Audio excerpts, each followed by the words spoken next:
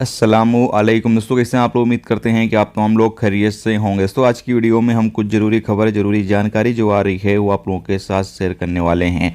तो अगर आप कुवैत में रहते हैं, कुवैत के हालात वाक़ियात से वाखबर रहना चाहते हैं तो इस वीडियो को आप शुरू से लेकर आखिर तक जरूर देखें, क्योंकि ये वीडियो आप लोगों के लिए काफ़ी ज़्यादा बड़ी और इम्पोर्टेंट होने वाली है। सबसे पहली खबर आप लोगों के साथ शेयर करना चाहते हैं कि कुवैत एमओआई की तरफ से एक मरतबा फिर से वार्निंग जारी करके बताया गया है कि अगर आप वीडियो कॉल वगैरह पर बात करते हैं या फिर वीडियो कॉल वगैरह आपके पास आती है, थोड़ा सा आप सावधान रहें, क्योंकि अभी काफ़ी ज़्यादा वीडियो कॉल के ज़रिए से भी लोगों के साथ फ्रॉड किया जा रहा है, लोगों के साथ धोखाधड़ी जो है वो की जा रही है।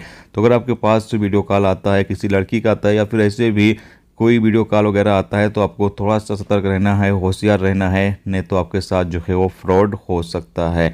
इसके साथ एक अपडेट ये है कि कुवैत मिनिस्ट्री की तरफ से ऐलान किया गया है कि कुवैत में जो लोग डोनेशन करना चाहते हैं, यानी दान करना चाहते हैं, जो सीरिया और तुर्की में भूकंप आया है उसके लिए जो लोग दान करना चाहते हैं वो लोग दान कर सकते हैं। जैसे कि आप सामने स्क्रीन पर देख सकते हैं, आधिकारिक वेबसाइट के जरिए से आप लोग जो है वो दान कर सकते हैं। जो सीरिया और तुर्की में भूकंप आया हुआ है, जो लोग उससे मुतासिर हुए हैं, जो लोगों को नुकसान हुआ है, उनकी आप मदद जो है वो कर सकते हैं।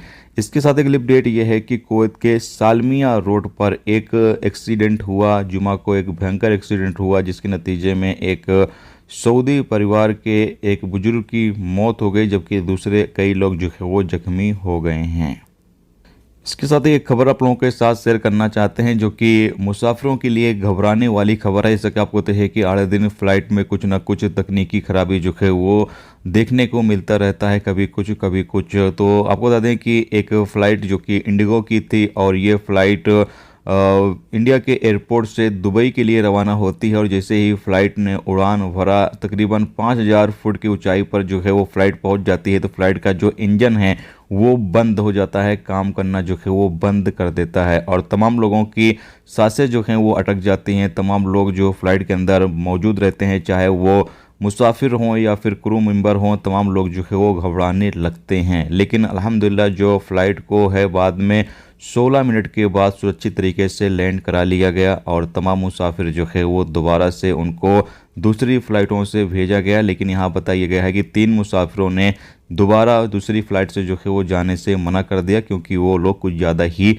घबरा गए थे। दोस्तों आप लोगों को क्या लगता है, इस तरीके के हादसे जो है वो सुनने को आते हैं तो काफ़ी ज़्यादा डर लगता है जो लोग फ़्लाइट से सफ़र करते हैं। तो आप इस बारे में क्या कहना चाहते हैं, प्लीज़ कमेंट बॉक्स में ज़रूर बताएं। तो आज की वीडियो में दोस्तों इतनी ही। उम्मीद करता हूँ ये वीडियो, ये जानकारी आपको अच्छी लगी हो। अच्छी लगी है तो प्लीज़ वीडियो को लाइक करके ज़रूर जाएँ, और जो दोस्त चैनल पर नए हैं उनसे भी रिक्वेस्ट है, प्लीज़ चैनल को भी सब्सक्राइब जरूर कर लें।